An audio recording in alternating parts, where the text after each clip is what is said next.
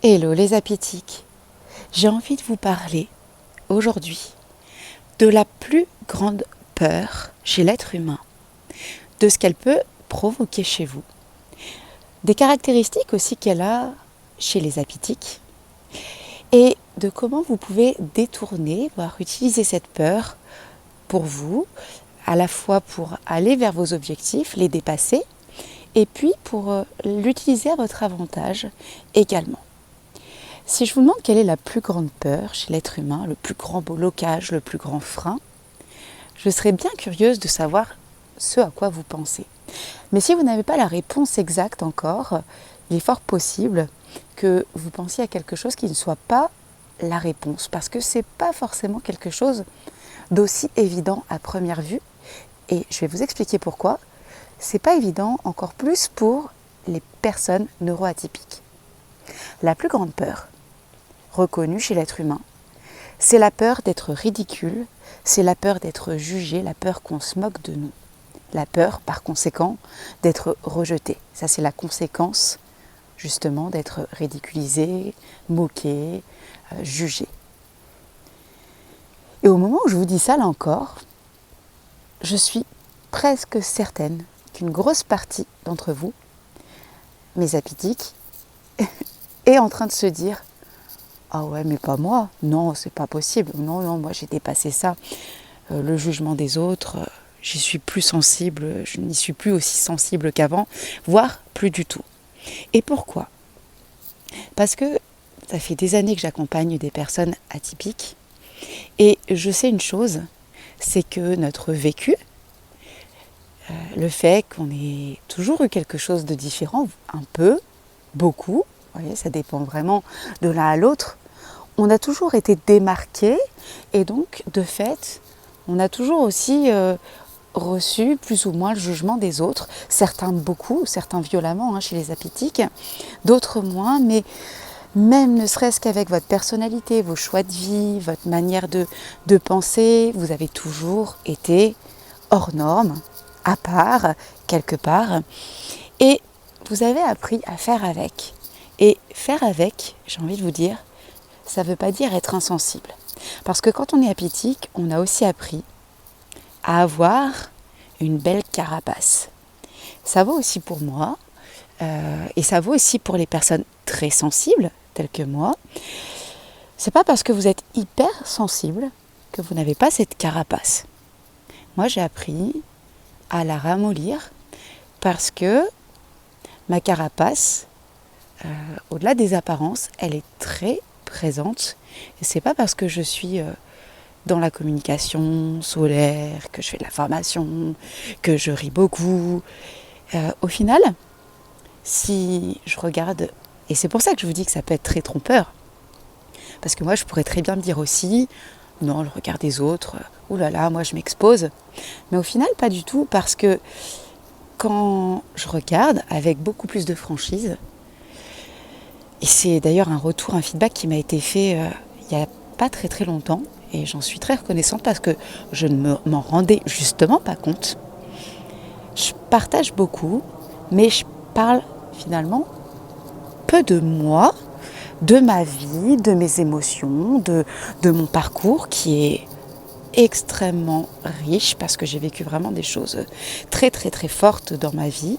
J'en ai parlé récemment, lorsque je vous ai ne serait-ce qu'évoqué le fait qu'on a perdu une maison. C'est juste un élément, mais c'est quand même pas des moindres dans notre vie.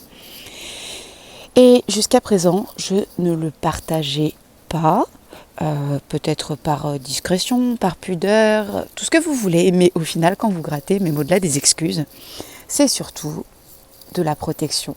Ne pas être jugé, ne pas être moqué, ne pas être rejeté, ne pas être trop ou pas assez.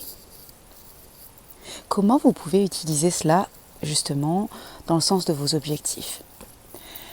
Alors moi, je vais vous dire quelque chose là encore. Je vais vous donner ma vision. C'est ma vision.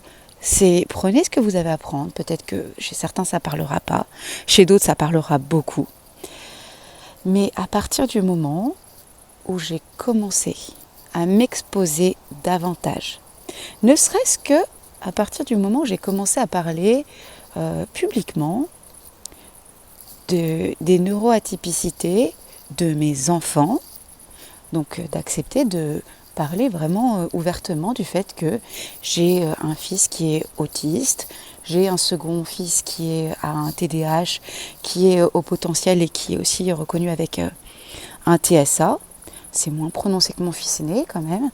Mon troisième fils qui est hypersensible et qui a des attributs de TSA, mais c'est très léger, mais en tout cas qui a quand même ce diagnostic aussi. Notre petite fille aussi, la quatrième, qui a des choses de cet ordre, etc., etc. Enfin, voilà, on a 5 enfants. Rien que ça a commencé à être une première ouverture de ma carapace, où j'ai commencé à livrer une partie de ce que je suis, de ce qui fait partie de mon identité. Parce que il faut bien se dire que 5 enfants atypiques, comme je dis souvent, au début on peut peut-être penser avec le premier, le deuxième que c'est le conjoint. Quand ça commence à faire trop 4, il faut aller vraiment chercher des deux côtés. Parfois on peut avoir un enfant qui est neuroatypique sans que les parents ne le soient, mais quand dans la fratrie il y en a plusieurs, ce qui arrive quand même fréquemment, ça permet aussi d'aller chercher des choses sur soi. Et bien ça a commencé à finalement ouvrir une partie de ma carapace, mais c'était loin d'être fini. C'était loin d'être fini et je continue ce process-là, je continue vraiment, parce que lorsque vous voulez atteindre vos objectifs, le fait d'accepter, de vous livrer, vous allez vous rendre compte que certaines personnes vont peut-être se désintéresser de vous, mais c'est pas si énorme que ça finalement. C'est pas si énorme parce que les peurs, la grande majorité de vos peurs, elles se passent dans votre imagination, elles se passent de façon imaginaire, inconsciente, où vous imaginez ce qui pourrait se passer. Et si ceci, et il peut se passer ça, et si j'en parle à telle personne, c'est sûr qu'elle va dire ça. La vérité, c'est que lorsque vous assumez pleinement, de façon intègre qui vous êtes, ça se passe très bien. Et si tant est que ça ne se passe pas toujours bien, c'est tellement infime et marginal par rapport au reste que c'est une invitation que je vous fais aujourd'hui à endosser progressivement. Je ne vais pas vous dire d'un coup parce que ça ne se passe pas comme ça. L'être humain, il est fait avec plein de couches. Quand on en enlève une, on en découvre une autre, on en découvre une autre. Mais acceptez votre personnalité, votre caractère et votre côté atypique. Mais pas seulement ça, finalement, tout ce que vous êtes, ça va vous permettre de délivrer aussi, je dirais, une part de vulnérabilité. Il ne s'agit pas d'être vulnérable pour le plaisir, d'être vulnérable pour être vulnérable, pour montrer que vous êtes une petite chose. Pas du tout. Parce que dans la vulnérabilité, dans l'authenticité, il y a énormément de force. Et vous savez, quand quelqu'un se montre, quand je dis vulnérable, c'est dans le sens authentique. Mais je pense que parfois, on peut avoir du mal à comprendre ce que ça veut dire d'être authentique. Parce que si je vous dis d'être authentique, vous allez me dire, je suis authentique. Mais l'authenticité, c'est ça, c'est aussi accepter cette part de force et de vulnérabilité. Mais aussi cette part de force, évidemment. C'est pas simplement être dans la vulnérabilité. Mais quand vous avez cette part de vulnérabilité, ça vous donne beaucoup de force. Et au lieu d'être dans le jugement, les gens vont s'identifier d'une manière ou d'une autre à vous. Et en faisant ça, vous allez leur permettre aussi d'être davantage eux-mêmes. Et je peux vous dire une chose, c'est que si vous affirmez votre côté atypique, vous allez vous rendre compte qu'il y a plein de gens atypiques autour de vous. Et votre communauté, votre entourage va grandir. Dites-moi en quoi ce que je vous partage aujourd'hui résonne chez vous. Ce que vous faites justement pour assouplir, ramollir votre carapace et pour aller au-delà de la peur, du jugement, du ridicule et du rejet.